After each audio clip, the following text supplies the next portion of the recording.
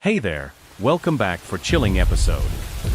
I know many of you tune into these stories as you wind down for the night, so let's make tonight's journey a little more special. Before we dive into the darkness, drop a comment below to let me know where you're tuning in from. Let's see how far our spine-tingling tales reach. And if you're enjoying our eerie escapades, don't forget to like and subscribe. Now, grab your favorite blanket, settle in, and prepare for a night of unforgettable frights. Let's get started. I'd always prided myself on being a cautious driver, but that night, I'd made a mistake. I was on my way back from a late meeting out of town. The weather forecast had warned of a storm, but I thought I could beat it. I was wrong. It started with a light drizzle, just enough to make the road slick. I kept my eyes on the winding road ahead, the rain gradually intensifying into a torrential downpour. The windshield wipers struggled to keep up, and the visibility dropped to almost nothing. My knuckles turned white as I gripped the steering wheel, trying to focus on the faint outlines of the road. My phone had lost signal an hour ago, and I hadn't seen another car since I left the main highway. Just endless stretches of trees and the occasional dilapidated farmhouse, long abandoned and rotting away.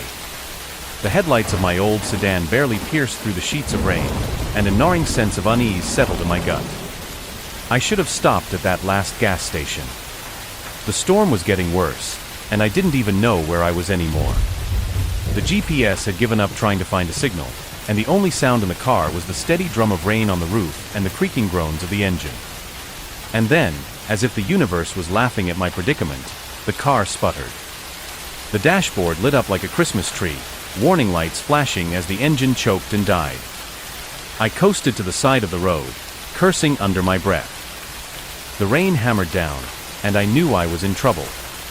I tried the ignition again, but the engine wouldn't turn over. Just a sickening click, and then silence. My heart pounded in my chest as I realized I was stranded, miles from anywhere, in the middle of a storm that was only getting worse. I took a deep breath and told myself not to panic. I'd been in tough spots before. I just needed to think clearly. The storm had knocked out my phone signal, but maybe I could find a place to take shelter until the rain let up. I didn't want to sit here in a dead car all night. Grabbing my coat, I opened the door, and the wind nearly ripped it from my hand. The rain was icy and relentless, soaking me to the bone in seconds. I looked up and down the road, hoping to see the faint glow of lights from a house or even another car, but there was nothing. Just darkness and the howling wind. I started walking, hoping I'd come across something soon. My shoes squelched in the mud, and the cold rain stung my face. The road seemed to stretch on forever, disappearing into the void of the storm. After what felt like an eternity, I saw something ahead, a faint light flickering in the distance. Relief washed over me. Maybe it was a farmhouse or a gas station. Anything was better than being out in this storm. As I got closer, I realized the light was coming from an old pickup truck parked on the side of the road, its hazard lights blinking weakly. My relief was short-lived as a gnawing unease returned. Who else would be out here in this weather? But I didn't have a choice. I needed help.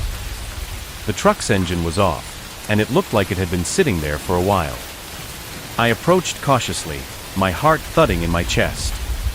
The rain was coming down even harder now, and I had to shout to be heard over the storm. "Hello? Is anyone there?" I called out, my voice shaky.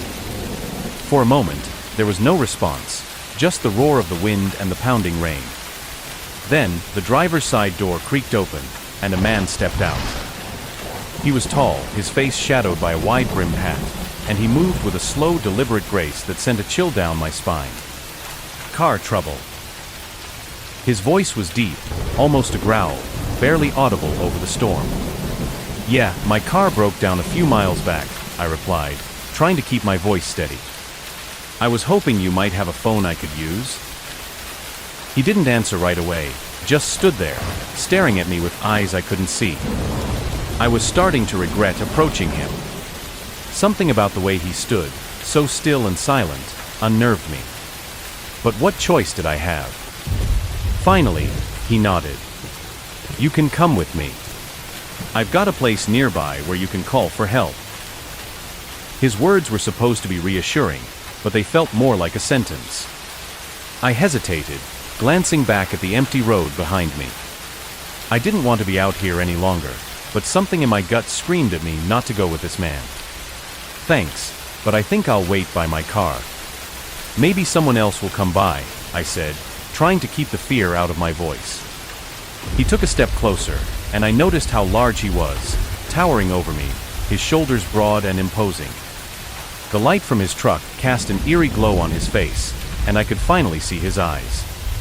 They were cold, almost predatory, and I knew then that something was very wrong. "It's not safe out here in the storm," he said, his voice lower now, almost a whisper.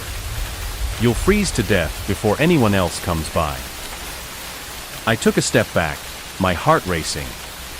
"I appreciate the offer, but I'll take my chances." For a moment, we just stood there, the rain pouring down around us.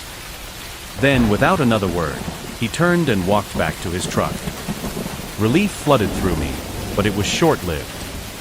I turned to head back to my car, but something made me glance over my shoulder. The man was watching me, his hand on the truck door, and in that brief moment, I saw something glint in his hand, a long, sharp blade. Panic surged through me, and I bolted. I ran as fast as I could, the rain blinding me, the mud sucking at my shoes. I didn't dare look back. I could hear the truck's engine roar to life behind me, its headlights cutting through the darkness as it lurched forward, chasing me down the road. My lungs burned, my legs screamed in protest, but I didn't stop. I couldn't stop. I could hear the truck getting closer, the sound of its tires splashing through the water growing louder with each passing second. I veered off the road, diving into the trees, branches whipping at my face as I stumbled through the underbrush. The truck's engine roared as it skidded to a halt. I didn't wait to see if the man would follow me. I pushed deeper into the woods, the storm masking the sound of my frantic breaths and pounding heartbeat. I tripped over a root and went sprawling into the mud, gasping for breath. The rain had soaked through every layer of clothing, chilling me to the core. I could still hear the truck idling on the road, but the man hadn't followed me. Not yet. I forced myself to my feet, ignoring the pain in my ankle. I needed to find shelter, somewhere to hide until the storm passed and it was safe to come out. I kept moving, trying to put as much distance between myself and the road as possible. After what felt like hours, I saw it, a small dilapidated cabin half hidden by the trees. It looked like it hadn't been touched in years, the wood rotting and the windows broken, but it was better than nothing. I limped toward it, my hope rekindling. I reached the door and pushed it open, the old wood creaking loudly in the silence. The inside was dark and musty, filled with the smell of damp and decay. I shut the door behind me, my hands shaking as I fumbled to lock it. There was no lock. Just a simple latch that looked like it would fall apart if I breathed on it too hard. I had to make do. I slid the latch into place and backed away from the door, scanning the room. The cabin was small, just one room with a dusty old table and a couple of chairs. A broken fireplace stood against one wall, cold and empty. There was nowhere to hide. I moved to the window and peered out through the cracked glass. The storm was still raging, and I could barely see the trees through the sheets of rain. The truck was nowhere in sight, but I knew the man was still out there waiting. I didn't know how long I stood there, staring out into the storm, but eventually, exhaustion took over. My body was aching, my clothes soaked and heavy. I slumped down against the wall, trying to keep my eyes open. I must have dozed off because the next thing I knew, I heard a noise, a creak of wood, like someone stepping on a loose floorboard. My eyes snapped open, and my heart leaped into my throat. The door was still closed, but I could hear something outside. I held my breath, straining to listen. The storm had quieted down, and in the silence, I heard it again, footsteps, slow and deliberate, circling the cabin. My mind raced, trying to figure out what to do. There was no way out except through that door, and I knew if I tried to run, he'd catch me. The footsteps stopped right outside the door. I could hear him breathing, just on the other side of the thin wood. The latch rattled, and I stifled a gasp. He was trying to get in. My eyes darted around the room, searching for anything I could use as a weapon. There was nothing, just rotting furniture and broken glass. The latch rattled again, harder this time, and I knew it wouldn't hold for long. Then, as suddenly as it had started, the noise stopped. The footsteps retreated, and I heard the sound of the truck's engine starting up. I dared to hope that maybe he was leaving, that he'd given up. But then, the engine died again, and everything went quiet. I waited, my heart pounding in my chest. Minutes passed, and nothing happened. Maybe he really had left. Maybe I was safe. I didn't dare move, though. I stayed huddled against the wall, too scared to even breathe. The silence was deafening, pressing in on me from all sides. And then, just as I started to relax, I heard it, a faint scraping sound, like metal against wood. It was coming from the window.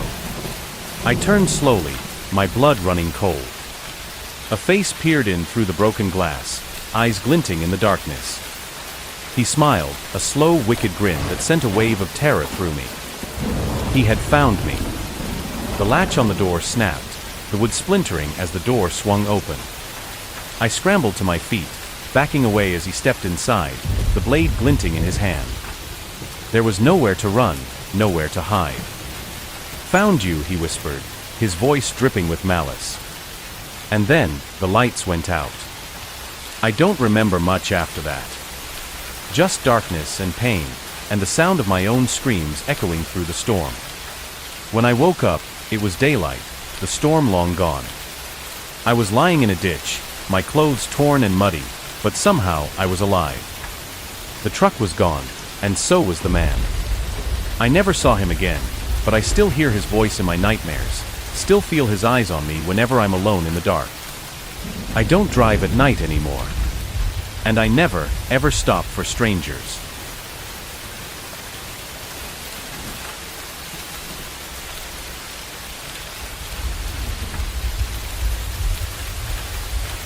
I've always loved running at night. There's something peaceful about the world when most people are asleep. The streets are quiet, the air is crisp, and the usual hustle and bustle of the day fades into a distant memory. My usual route takes me through the park, a large expanse of greenery in the middle of the city. I'd been running the same path for years, but that night, something made me decide to try something different. I was feeling good, energized. My usual route was starting to feel monotonous, so when I saw the path diverge up ahead, I decided to take it. I'd seen it before, winding off into the woods, but I'd never ventured that way. I figured it might be a good change of pace, a new challenge. After all, the park was safe, and I knew it well. The new path was narrower, the trees closer together, their branches forming a thick canopy overhead.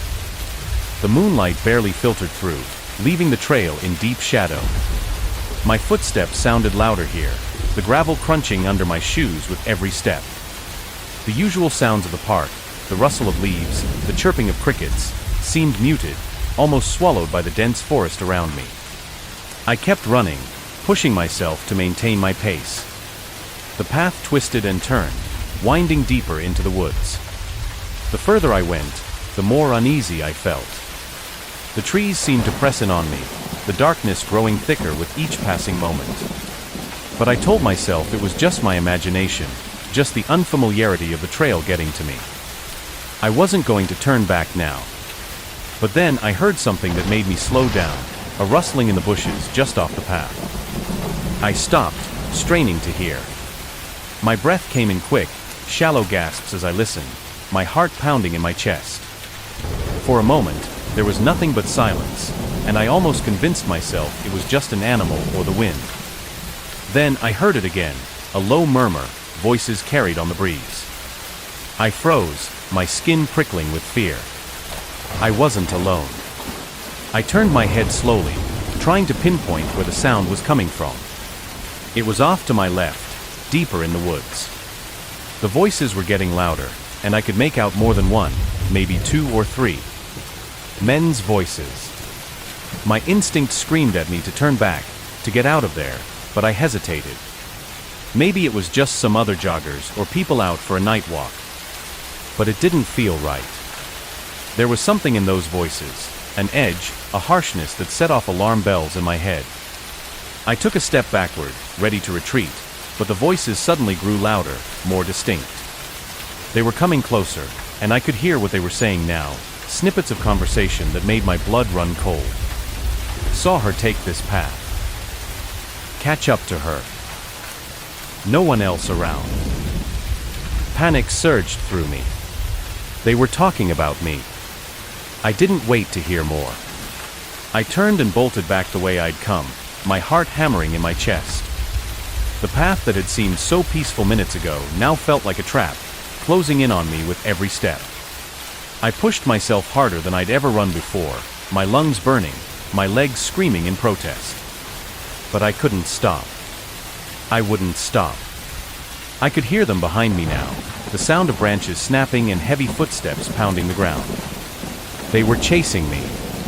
The path twisted and turned, and I fought to keep my footing on the uneven ground.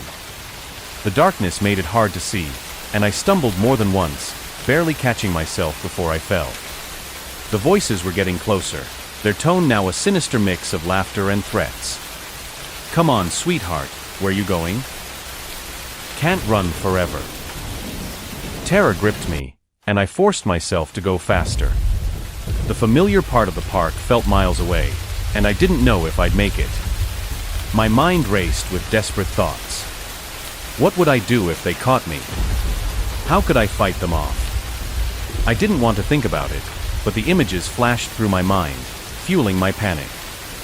I rounded a bend in the path, my breath coming in ragged gasps. Up ahead, I saw something that filled me with a brief surge of hope, a small clearing where the moonlight shone through, illuminating a bench and a signpost. I recognized it. I was close to the main path, the one that led back to the park entrance. If I could just reach it, I might have a chance. But my relief was short-lived.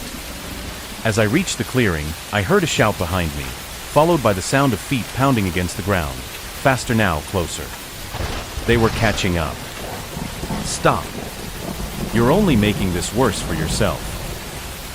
I didn't stop. I couldn't. My body was running on pure adrenaline, every muscle screaming at me to keep moving. I sprinted across the clearing, my eyes locked on the path ahead. I could see the faint outline of the main trail up ahead, just a few more yards. I was almost there. But just as I reached the edge of the clearing, I felt something sharp graze my arm. A hand, one of them had lunged at me, fingers just missing my skin. I stumbled, my foot catching on a root, and I went down hard, hitting the ground with a thud.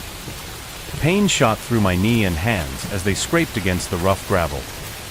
I scrambled to my feet, ignoring the pain, and started running again. I could hear them right behind me, their footsteps almost on top of mine. I was so close, just a few more steps, and I'd be back on the main path, back where I could run faster, where there might be someone, anyone who could help me. I burst onto the main trail, my breath ragged, my heart feeling like it was about to explode.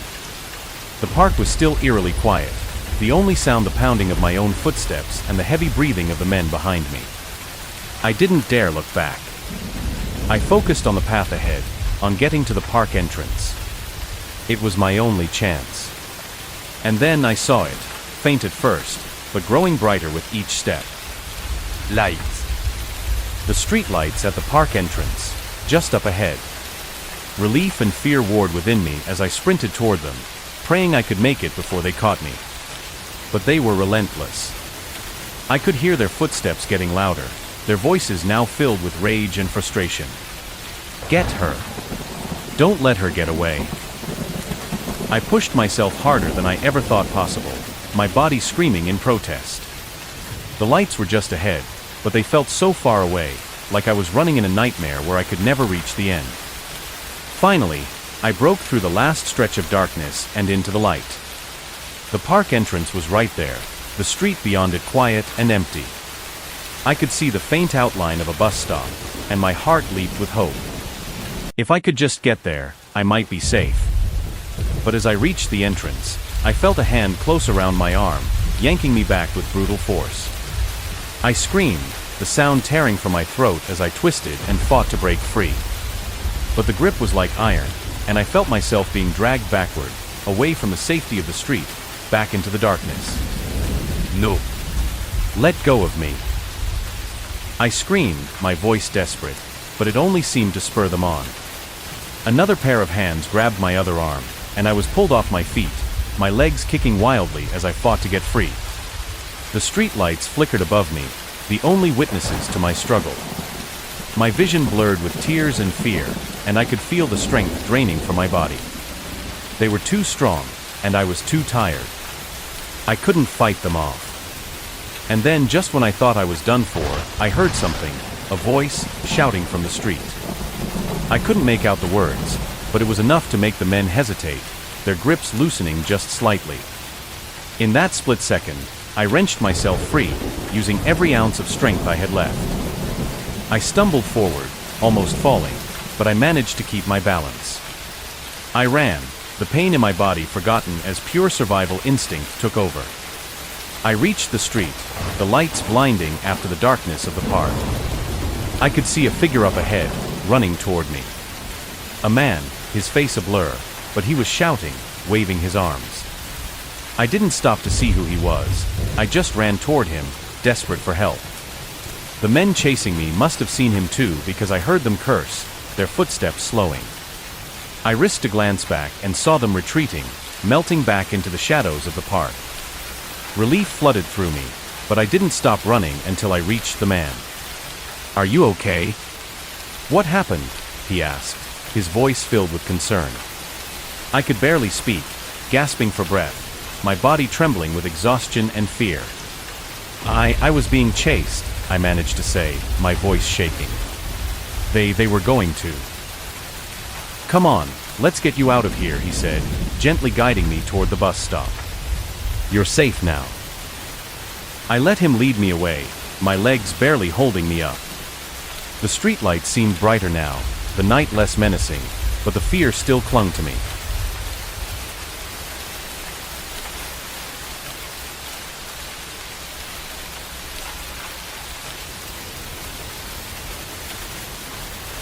The storm came out of nowhere.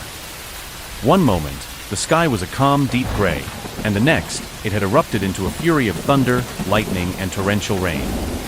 I was driving through the mountains, a stretch of road that twisted and turned through dense woods, when the downpour became so intense that I could barely see the road ahead. The wipers on my car were useless, swiping back and forth with little effect. I'd been on my way to visit a friend's cabin, a place I'd been to once before, but the directions were vague, and in the storm, everything looked different. The road was narrow, with steep drops on either side, and I was starting to panic. My phone had lost signal miles back, and there was no GPS to guide me. The trees loomed on either side, their branches whipping in the wind, and I felt completely isolated. Then, out of the corner of my eye, I spotted a small cabin up ahead, its outline barely visible through the sheets of rain. I breathed a sigh of relief. It wasn't my friend's place, but it was shelter. I figured I could wait out the worst of the storm there and then try to get my bearings once it let up. I turned onto the narrow dirt path leading up to the cabin, my tires slipping in the mud. I pulled up as close to the cabin as I could, grabbed my jacket, and bolted out of the car, making a run for the door. The rain was ice cold, soaking me to the bone in seconds. When I reached the porch, I knocked on the door, calling out to see if anyone was home. But there was no answer. I knocked again, harder this time, but still nothing. The wind howled around me, making the trees groan and creak. I tried the doorknob, half expecting it to be locked, but to my surprise, it turned easily. The door swung open with a creak, revealing a dark, musty interior. I hesitated, glancing back at the storm raging outside. I didn't have much of a choice, either stay out here and risk getting sick, or take my chances inside. The cabin was small, just one room with a rickety table and chairs, a fireplace, and a bed in the corner.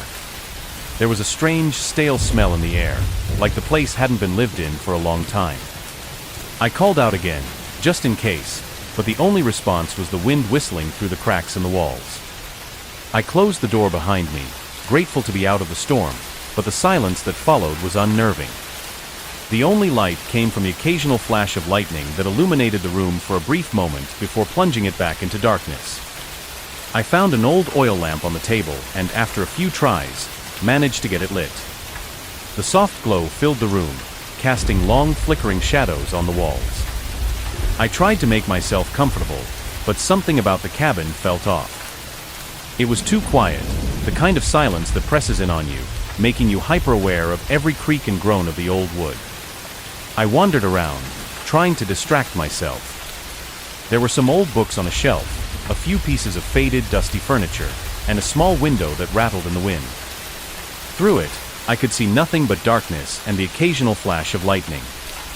I sat down in one of the chairs by the table, pulling my jacket tighter around me as the temperature dropped. The storm showed no signs of letting up, and I realized I might be stuck here for a while. I tried to calm my nerves, telling myself it was just an old, abandoned cabin, nothing more. But then I heard it, the sound of footsteps outside, crunching on the gravel path. My heart leaped into my throat. I stood up, straining to listen.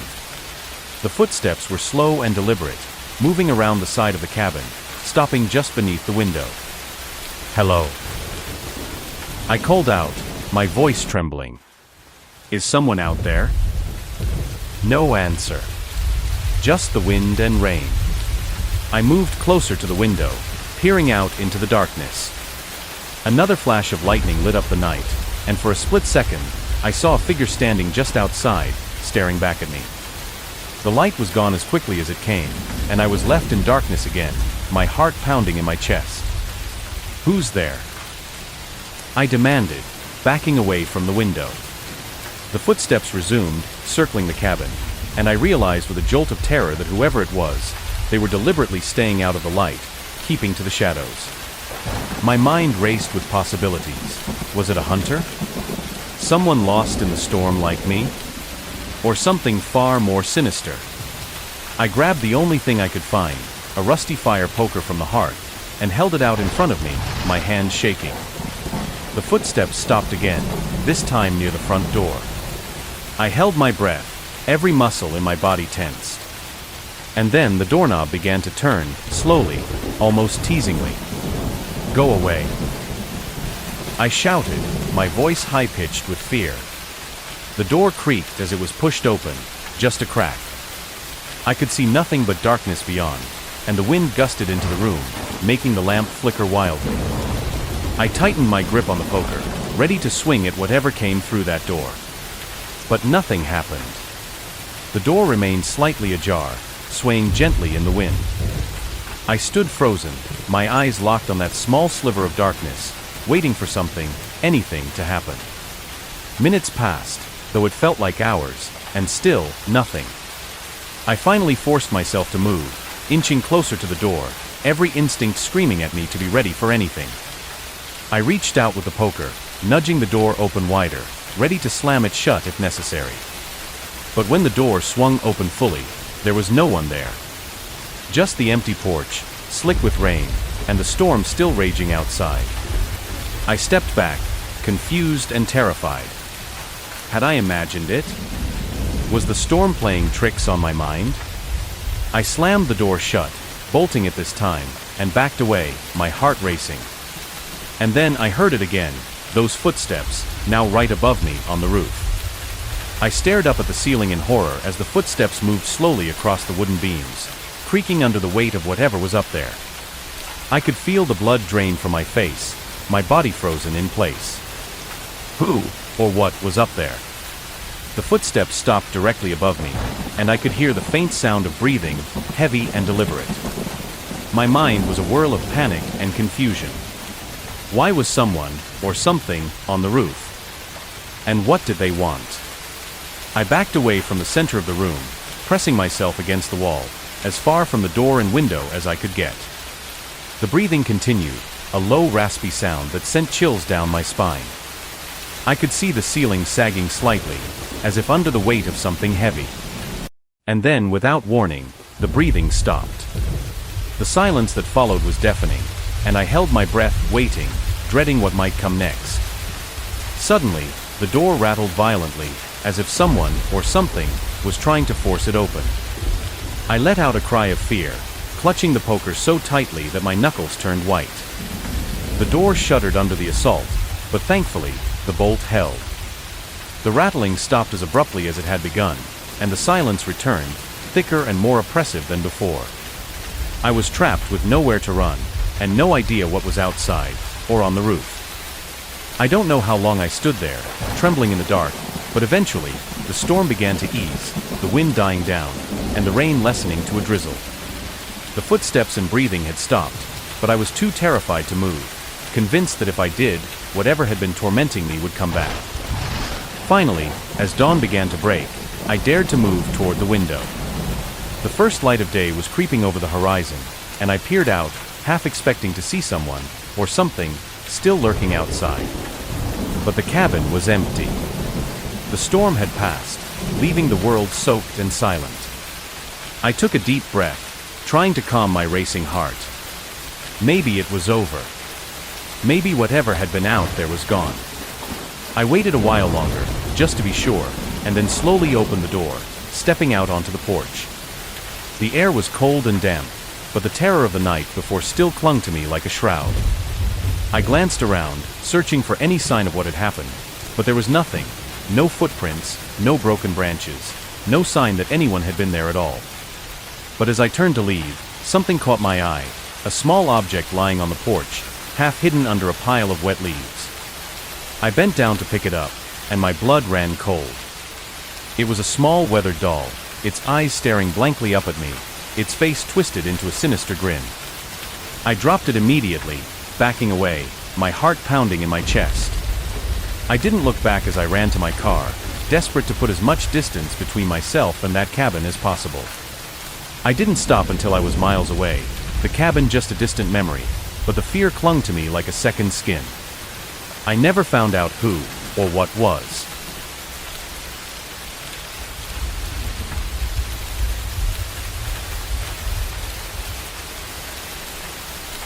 It had been a long drive through the desert, and I was exhausted. The sun was setting, casting an eerie orange glow over the endless expanse of sand and rock. I'd been on the road for hours, and the rest stop ahead looked like a welcome sight. A chance to stretch my legs, grab a snack, and maybe use the bathroom before hitting the road again. The rest stop was isolated, just a small building with a few vending machines and a dimly lit parking lot. I pulled in, grateful for the brief respite. As I parked, I noticed a battered pickup truck parked in the far corner of the lot. Its engine was running, and the headlights were on, casting long shadows across the asphalt. I brushed off the uneasy feeling that the truck gave me. It was probably just someone taking a break, like me. I stepped out of my car and made my way to the building. The door creaked open, and I was greeted by the stale smell of old coffee and cheap snacks. I went to the vending machines, choosing a bag of chips and a soda. As I turned to leave, I noticed a man standing by the bathroom entrance. He was tall, with a rough face and a grim expression. He was watching me with a calculating look that made me shiver. I hurried past him, heading for the door. Just as I was about to step outside, the man grabbed my arm, his grip like iron. "Hey, I need your help," he said, his voice low and urgent. I tried to pull away, but his grip tightened. "Let go of me. I don't want any trouble." He leaned in closer, his breath hot and foul. "I'm not asking. I need you to come with me. Now." Fear surged through me. I glanced around, but the rest stop was as deserted as it had been when I arrived. The truck's engine was still running, its headlights flickering in the gathering darkness. "What's going on?" I asked, trying to keep my voice steady. The man's eyes narrowed. "There's a guy in that truck who's in big trouble. I need you to help me get him out. Just come with me and keep quiet. If you cooperate, you'll be fine." I hesitated, torn between my instinct to run and the fear of making things worse by defying him. The man's grip was unyielding, and his eyes were cold and dangerous. I could tell he wasn't bluffing. With a sinking feeling, I followed him to the truck. The man opened the passenger door and gestured for me to get in. I glanced inside and saw a second man, bound and gagged in the seat, his eyes wide with fear. "What the hell is this?" I demanded. The man who had grabbed me didn't answer. He climbed into the driver's seat and slammed the door shut, locking it behind him. "Just sit tight and don't make any noise," he said, his tone brooking no argument. I climbed into the passenger seat, my heart racing. The truck started with a roar, and we pulled out of the rest stop, heading back into the darkness of the desert. The bound man in the back seat was making muffled noises, but he couldn't speak through the gag. "What's going on?" I asked again, my voice trembling. "Why are you doing this?" The driver ignored me, focusing on the road. The truck bounced and swayed over the rough terrain, and the headlights cut through the darkness, illuminating nothing but the endless expanse of desert. After a few minutes, the truck turned off onto a narrow, unmarked road. The terrain grew even rougher, the road barely visible in the dim light. I glanced at the driver, trying to gauge his intentions. He was tense, his knuckles white on the steering wheel. Finally, the truck came to a halt in front of a dilapidated cabin, hidden among the rocks and scrub. The place looked like it hadn't been used in years, with broken windows and a sagging roof. The driver turned to me, his eyes cold and unfeeling. "Get out," he ordered. I climbed out of the truck, my legs shaking. The bound man was dragged out of the back seat and pushed toward the cabin. I was forced to follow, my fear escalating with every step. The man who had taken me seemed to be waiting for something, his eyes scanning the darkness. As we reached the cabin, the door creaked open, revealing a dimly lit interior. The man with me pushed the bound man inside and then turned to me. "You stay here and make sure he doesn't try to escape." I nodded numbly, my mind racing. I wanted to run to escape, but there was nowhere to go. The man left, slamming the door behind him. I was left alone in the dim light of the cabin, with only the muffled sounds of the storm and the distant growls of the wind for company. The bound man looked at me with pleading eyes. I moved closer, trying to untie the ropes binding his hands, but the knots were tight and intricate. The gag muffled his words, but he was trying to communicate something. His eyes were filled with a mixture of fear and urgency. Suddenly, I heard a noise outside, footsteps crunching on gravel. My heart leaped into my throat. The driver was coming back, and I had to think quickly. I glanced around the cabin for something, anything, that could help. In one corner of the room, I spotted a rusty crowbar lying on the floor. I grabbed it and moved to the window, peering out into the darkness. The footsteps were getting closer, and I could see the faint outline of a figure approaching the cabin. I turned back to the bound man. "I'm going to try to get us out of here," I whispered. "Hold on." I pried open the window with the crowbar, the old wood creaking and splintering. The cabin was a mess, but it was my only chance. The bound man struggled to his feet, his eyes wide with hope. Just as I was helping him through the window, I heard the door to the cabin slam open. The driver was back, and he was not alone. I glanced over my shoulder and saw him entering with two other men, their faces hidden in the shadows. They were carrying something, a large bag that clinked with the sound of metal. "Get away from him!" the driver shouted, his voice filled with rage. I pushed the bound man through the window, my hands shaking as I helped him out. The men inside were advancing, their footsteps heavy and menacing. I could hear their shouts and the clinking of the bag. With a final shove, I got the bound man outside and turned to climb out myself. But just as I was about to jump, I felt a hand close around my ankle, dragging me back into the cabin. "Let go of me!" I screamed, kicking and thrashing. The driver and his accomplices were pulling me back inside, their faces twisted in anger. I fought with everything I had, but they were too strong. I could see the bound man running into the darkness, but I was trapped. Then, just as I was about to give up hope, I heard the roar of an engine. The truck's headlights illuminated the cabin, and I saw the bound man standing next to the vehicle, waving frantically. The driver and his accomplices froze, their attention diverted. I seized the moment, grabbing the crowbar and swinging it at the nearest man. He staggered back, and I broke free, running toward the window. I jumped through the window and hit the ground running. The truck was still running, its lights flashing. The bound man was in the driver's seat, his hands shaking as he tried to start the engine. "Get in," he shouted. I scrambled into the truck, slamming the door behind me. The driver's side window shattered as one of the men threw a rock, but the truck roared to life, and we sped away from the cabin. As we drove away, I glanced back and saw the cabin fading into the darkness, the men standing outside, their shouts growing fainter. The adrenaline was still coursing through my veins, and I could barely believe we had escaped. We didn't stop until we were miles away from the cabin, and even then, I was too shaken to feel completely safe. The bound man introduced himself as Jake and explained that he had been kidnapped by the driver and his accomplices. They had been planning something terrible, and he had managed to get away long enough to alert me. We stayed in a nearby town until the authorities arrived. The driver and his accomplices were eventually captured, but the ordeal left me with a lingering sense of unease. I'd learned the hard way that even the most ordinary places could hide the darkest of secrets. As I drove away from that rest stop, the sun finally rising over the horizon, I vowed to always be cautious, to never ignore the signs of danger, and to remember the night when a simple rest stop turned into a fight for survival.